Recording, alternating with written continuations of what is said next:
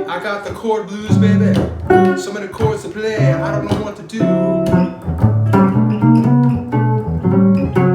I got the chord blues, baby. So many chords to play, I don't know what to do.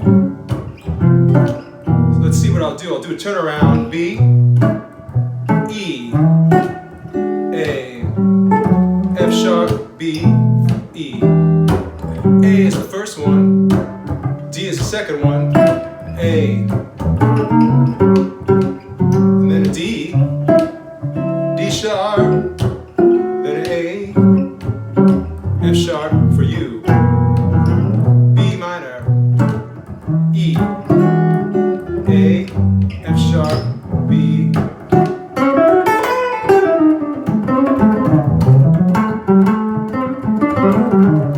So when I started playing out rock and roll, it was just like this. Rock and roll blues, that is.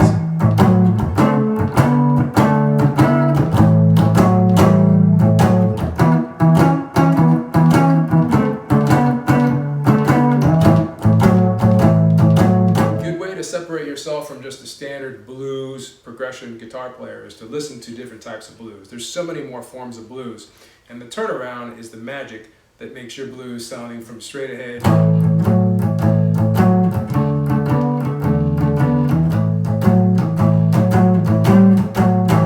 And that turnaround is that last little 6-2-5-1. So 6, 2, 5, 1. So as a rock guitarist learning to play jazz, this is one of the first easiest tricks you can employ in your guitar playing. You want to do that gateway from rock and roll or just straight blues playing to jazz, start with the 6-2-5-1. So 6, 2,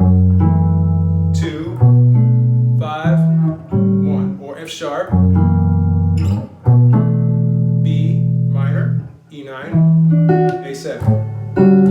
Alright, a few more things happen in there than just playing those chords though. When it comes to jazz, got to be cognizant of a soft instrument such as a vocalist, maybe your own vocals, or a horn, or a flute, or unamplified instrument. So in this case, I'm playing guitar with my fingers and my pick. I can call up those dynamics. I also try to keep my amp keep my potentiometer, my volume half on. The amp is being heard, but you also hear my pick and finger noise. That's what makes jazz and blues intimate, and it makes it doable in a small club. And especially a time like this where we're playing one-on-one, me, you, and the internet out there, it's very effective. So those electronic overtones start disappearing. So we got that. Then the next thing is to start looking at these 7th and 9th chords. You can't be playing a jazz gig with that type of chord. This is your jazz version, so I'm using some fingers. Let's get rid of the pick actually, let's use the fingers. So much more possibilities with that. A7, then you got a D9, A7. Now sharp that A and make it an A sharp 7. You got more jazz happening in your blood than you thought. You can do it. D. Now D sharp diminished. Back to the A7. Now you're gonna use G as a passing tone. G and then F sharp. Okay. Then a B minor 11. Nice and pretty chord there. If you bar the 7th fret and then add the top E and A there, then your E9 or E flat 9, and then repeat that 6-2-5-1. 6, 2, 5, 1. Now, the magic of jazz players using the thumb. No loopers, no drummers, no bass players. The most challenging type of jazz playing in the world is to give your listener and that listener's inner sense of musician and pulse and rhythm a sense that they're hearing a moving, comping band. In this case, it's your bass doing the work, your bass finger and those bass notes. And most of all, these strings on a jazz box like this is what's going to communicate that. A few years ago, I was playing in rock bands all the time. I didn't even own a jazz guitar. Not a real jazz guitar, with flat wounds, big old body like this, and I wanted that old jazz sound. Let's say timeless jazz sound. And the first thing I did was just learn all the bass. Little muting there.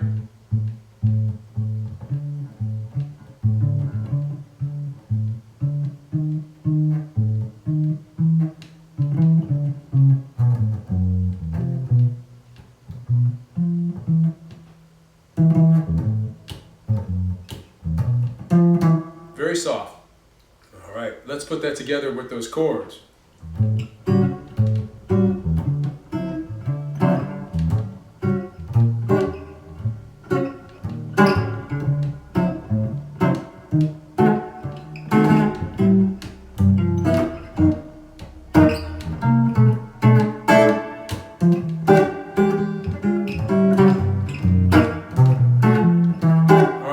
So it seems kind of random what I'm doing, but it's thought that went into it. It's just my sense of the bass, the pulse, and then the chords on top. And if you're not too good with the finger picking, you need to just use a pick. You could do that. You do a downstroke with the pick and do a nice upstroke on the chords. Not only are you getting a different tone, but you're getting a different sound. Just the fact that you can play a chord backwards, it's going to make that voicing, what we call voicings, ring out differently as opposed to... Alright, so you can try this as a picker. Or something simple like this. And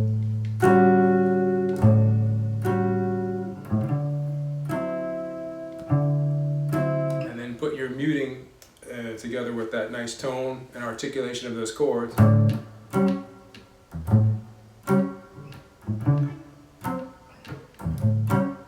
If you need to go back and hear that bass line again, it's just...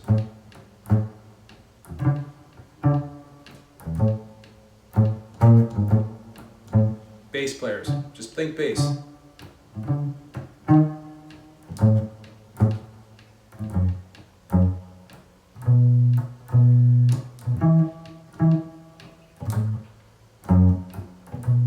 Now let's get those chords in there.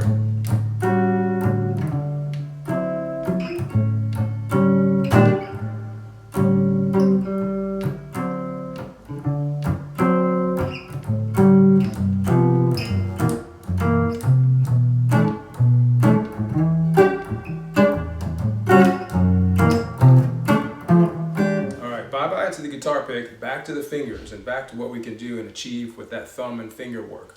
A lot of jazz guitarists that I've observed, Joe Pass, Wes Montgomery, they're famous for just the tone from their fingers. Wes Montgomery, thumb.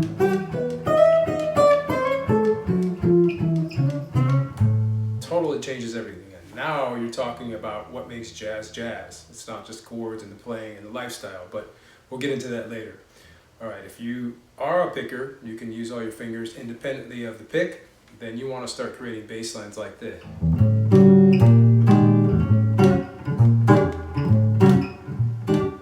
I'm not going to play that progression. I'm just going to do a little walking trickery with a few chords. I'm doing an A, B, C, C sharp, back to C, B, A. So, boogie woogie.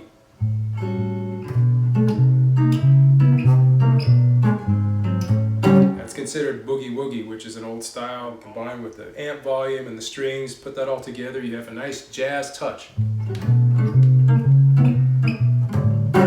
I'm going to do that over that set of blues changes.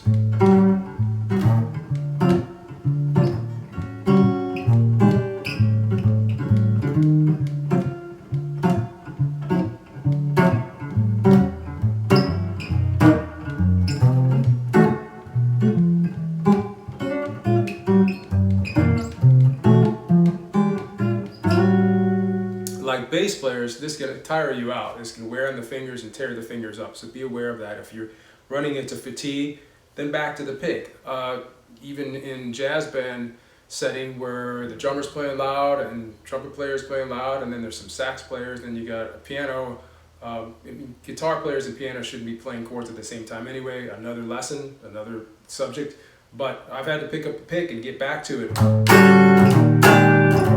So you need both techniques. Let's talk about ballads, even a blues ballad.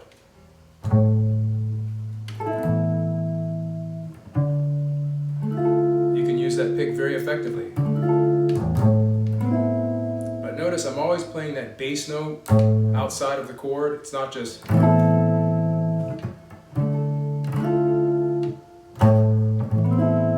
So like a piano player copying, and then right hand notes kind of the same feel, so a simplified version of a blues progression.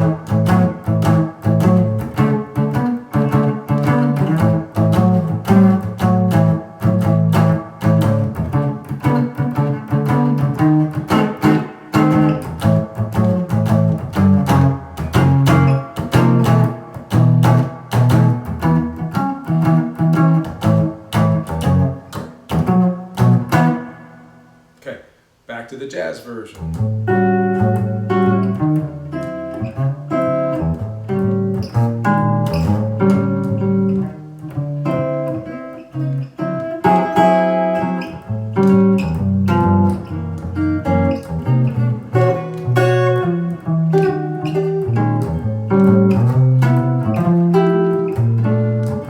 That's a turnaround. What I did is I went C major 7, F major 7, B flat major 7, back to A7. It's actually an A13. So when I used to come to the 6251, I instead did this: A, the root, C major, F major, B flat major. And how would you play over that? That's kind of tricky. So instead of just playing a blues lick, you have to go with those chords. So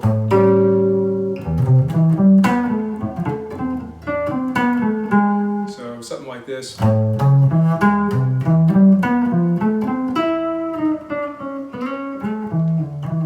As a rock guitar player coming from that school of thought, we're always used to grabbing the root. A, D, E, perfectly all right.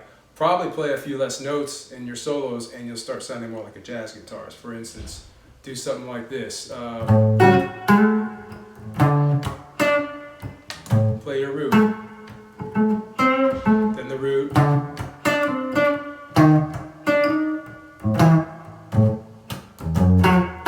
and then that. Right away there, you're eliminating all that tendency to play scales and tricks and tapping and harmonics and whatever that rock solos consist of. Jazz is a thought process that it's got to take you a while, but just a few touches, a few nice touches, and a few changes in your dynamics, your equipment, your gear, it's going to get you there.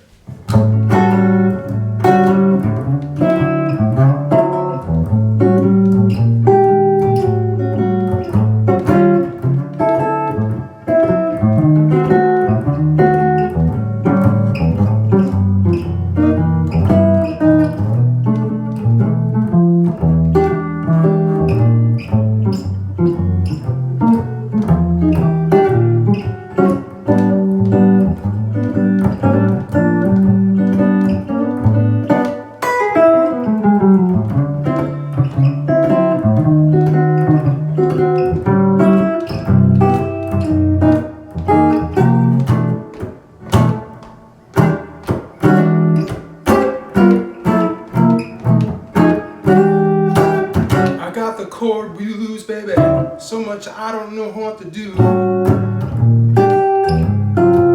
I got the chord blues, baby, so many chords to play, I don't know what to play.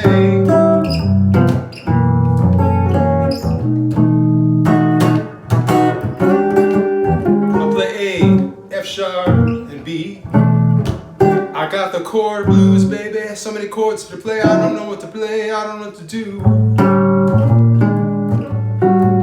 I got the chord blues, baby, so many chords to play, I don't know what to do. I'll play that turnaround: B, E, A, F sharp, B,